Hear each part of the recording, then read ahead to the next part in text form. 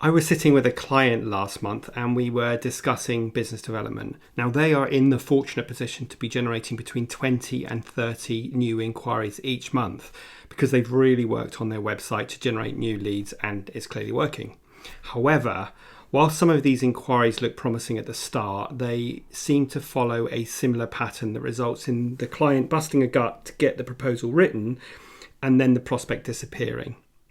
So in this week's episode of the Agency Accelerator Podcast, I want to talk all about qualifying leads so that you're investing your limited time in the hot prospects and rooting out those inquiries that are just information gatherers. Now, I'm going to share with you 6 tips and strategies that you can start applying immediately in your agency. So grab your pen and paper for another action-packed episode of the Agency Accelerator Podcast. Accelerate your agency's profitable growth with tools, tips, and value-added interviews with your host, agency owner and coach, Rob DaCosta.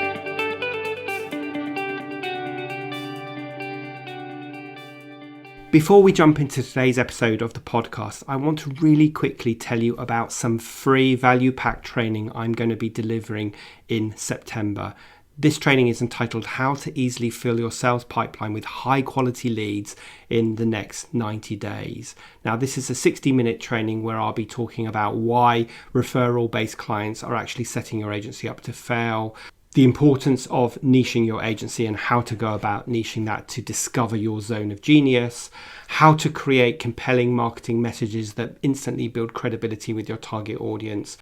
I'll be talking about the importance of building your mailing list and making sure that your agency is aligned across the market, product, service, and price. So this is a real action-packed 60-minute training with some exclusive bonuses. And all you need to do is head over to training.dacostacoaching.co.uk/sales pipeline webinar. That's training.dacostacoaching.co.uk/sales pipeline webinar, and you can save your seat. I'll put a link to this in the show notes, but let's get on with today's show. Although I want to keep my business predominantly online, and I've proven over the last 18 months that I can run my business and be as useful to my clients working via Zoom, there are still times where it makes more sense to meet a client face to face. Now, one such client I spend a whole day every month with working on their agency strategy, and that can be pretty intense work, so it's much better done face to face. Now, part of the strategy discussion always revolves around marketing and business development. Now, this client has done a brilliant job at the top of the funnel marketing activities, which means they've been getting lots of people joining their email list and a consistent flow of between 20 and 30 new inquiries every month, which sounds brilliant, right? However, when we dig a bit deeper into the numbers to look at how many of these inquiries over the last quarter are moving down the sales funnel and becoming warm prospects and then ultimately customers, we established that a lot of the inquiries seem to follow a similar pattern that results in them having in-depth conversations with the prospect. Now, these conversations usually result in the prospect asking for a written proposal, and they often give them really short deadlines to do this. So the client works long hours to get the proposal written in their deadline, sends it off, tries to follow up with the prospect, but they just can't get hold of them and the prospect disappears. So this seems to be the typical steps that happen in this pattern, and see if you can relate to this. So an inquiry comes in and they either request a call or they book a call, depending on what the setup is. The client has a look at them and they deem them to be a suitable lead, so they let that call happen. Now, by suitable lead, I mean that they match their ideal target customer or their customer avatar. Now, if you haven't done the work on defining your customer avatar or ideal target customer, I'll put a link in the show notes of one of my free guides that shows you exactly how to define your ideal target customer or customer avatar. So they've deemed them appropriate, so they book the call in, and on the call, the prospect, first of all, is hesitant about sharing any kind of budget, but requests a proposal nonetheless. And like I said, they often give them very short timescales, which is all very crazy when you say it out loud, but this is the pattern that seems to happen to this client and a lot of other agencies as well. So the client works hard and late into the night to get the proposal written to meet the prospect's short deadline. And then fast forward a few days or a week, and my client is struggling to get hold of the prospect. And despite chasing several times, they give up in the end and hope that maybe the prospect will get back to them when they're ready. But, they rarely do. So if you can relate to this, raise your hand. And if you could see me right now, you would see that I am raising my hand as I say this, because this has happened to me a number of times in the past, and it's a familiar story that I hear happening to this client and other clients, and no doubt you as well. Because let's face it, we have all been there. But there are a few red flags in the story that I've just shared with you that should have halted the process sooner. So let's pull it apart a bit, and let me share with you 6 pieces of advice or 6 strategies that will help you filter out the time wasters or the information gatherers, so you can focus your time on those hot prospects and do a really good job. Now, we're all really time poor, so there is a double negative whammy if you're inundated with leads and you're pursuing lots of those leads, because you're investing your time in leads that maybe don't go anywhere. And second of all, that means you're limiting your time on focusing on those hot prospects, which could mean that you're not doing as good a job, which of course in itself means that you give yourself less chance of actually winning that hot prospect client. So you want to get this right so that you're investing your limited time in the hot prospects, because they're the ones that are most likely to convert now, and they're also the ones that are best suited for your business and you can do a great job for. So as I said, here's 6 tips if we sort of play that scenario back of things that you should do, and this is the advice that I gave my client in our coaching day. So first of all, you have to get a sense of your prospect's budget, and if they won't give you that, then it's a good indication that they are really early on in the buying process, and perhaps they are just on a fact-finding expedition to get a sense of what agencies could do for them and how much it might cost. So there are some techniques that you can use to encourage them to give you a budget, or at least give you an idea of the range of their budgets. And this is something that I teach in my self-running agency implementation group on exactly how to do this. But at least give your client a range of prices and have them tell you where they sit if they won't give you a budget. Now, if you've done all of that and they are still unable or reluctant to give you a budget, then my advice would be to walk away. Let's just imagine that you are at home and you've got an architect who's come around your house to discuss adding an extension to your home, and you're refusing to give the architect any sense of the budget. So how on earth could they quote? Are they quoting for like a single story lean-to, or are they quoting for a 3-story extension with, a massive master bedroom on the top floor and an ensuite bathroom? They just can't quote. And imagine how crazy it would be to sit with an architect and say, well, actually, I'm not going to give you a budget, or I don't know what it is.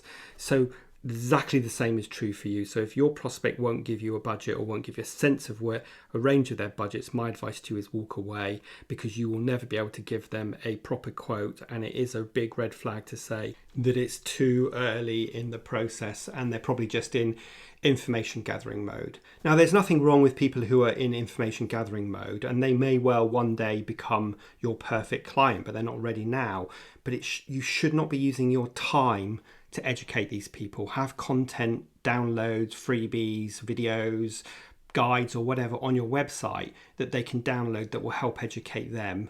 So you keep them in your world, but you're not using your time to educate them. And often, I don't quite know the psychology of this, but often if you're the person that's helping someone set their budget and define their brief for a project, they'll often end up going somewhere else to get that piece of work actually fulfilled. So you don't want to be that person. So my advice, tip number 3 really, is that if you've tried to get a budget out of the prospect and they won't give you one, then walk away, because it makes no sense. And actually, you know what, share that architect story with them, because everyone can relate to that idea of having an extension on their home and how crazy it would be not to give them an idea of your budget.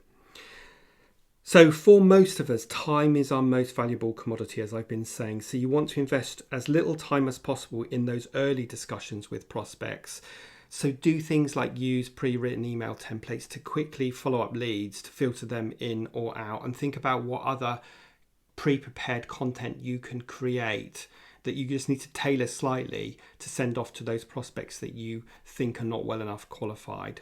And bear in mind that the further down the sales funnel they go, the more time you should invest. So if you think of a sales funnel as like a triangle with the wide part of the triangle at the top and the narrow part at the bottom, your time needs to be the complete inverse of that. So if you drew another triangle next to it the other way up with the point at the top, that's your time. So at the top of the sales funnel, where you've got people coming in your world but they're cold leads, you do not want to be spending a ton of time. So your email marketing, your website, your freebies, your content, your blogs and videos, podcasts and so on can be the content that helps drive people into your funnel and move them down the funnel. And as they get towards the bottom, you spend more time with them. And of course, the secret here is to identify the hot prospects that you're going to invest your time in and get rid of those others as quickly as possible, which is obviously what we're talking about today.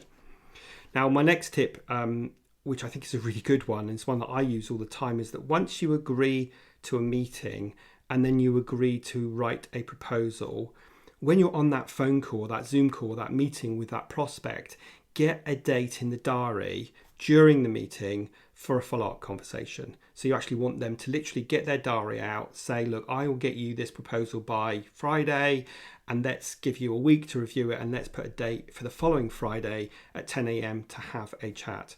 Now, of course, that doesn't mean that they won't cancel that meeting, but you've already kind of created an expectation with them that you are going to be following up, and let's get a specific date. And it also creates a sense of timeline and urgency, so the client needs to review your proposal and then have some feedback for you. Because isn't it crazy and frustrating how prospects will often test us by saying we've got a really short time scale, and then if you do get hold of them, say a week afterwards, they say, oh, I haven't even had a chance to look at it yet. And you're thinking, I worked late into the night or the weekend to get this done to your crazy short time scale, and you haven't even looked at it. So that was my sixth tip, which is when you're in that initial prospect meeting or that conversation and you are agreeing to write a proposal, you want to get a date in their diary and your diary for a follow-up, so that you have set that kind of expectation that you will be following up. So these are 6 tips that I shared with my client in that coaching day, and we worked through all of this. And we also looked at some other methods for speeding up the process, such as I've said, creating a set of pre-written email templates that can be used and tailored for different responses. So like a thanks but no thanks, or a thanks but I need more information. So they're not writing these from scratch every time, but they are having a starting point that isn't 0 but is maybe like 70, and then they just tailor it slightly to get it to 100%, because the goal of this is to filter in the hot prospects where you're going to spend your time and filter out just those fact finders or those people that may not be a right fit. But that doesn't mean you should ignore them, which is why having these pre-written email templates is a great idea, because they may not be a fit for you today, but they may be the right kind of client for you in the future. So you do want to follow them up in a politest way possible, but it isn't always going to be by spending lots of time on the phone with them. Now, if you're listening to this and thinking that the client I was with is really lucky because they're generating that many new inquiries per month, and your challenge might be that you need more leads in the top of your funnel in the first place, and you're actually not getting anywhere near 20 to 30 inquiries a month, you may not be getting 1 or 2 or not even that, then my recommendation is to go back and listen to my mini podcast series on business development, which is episodes 41, 42 and 44. And again, I'll put links to those episodes in the show notes.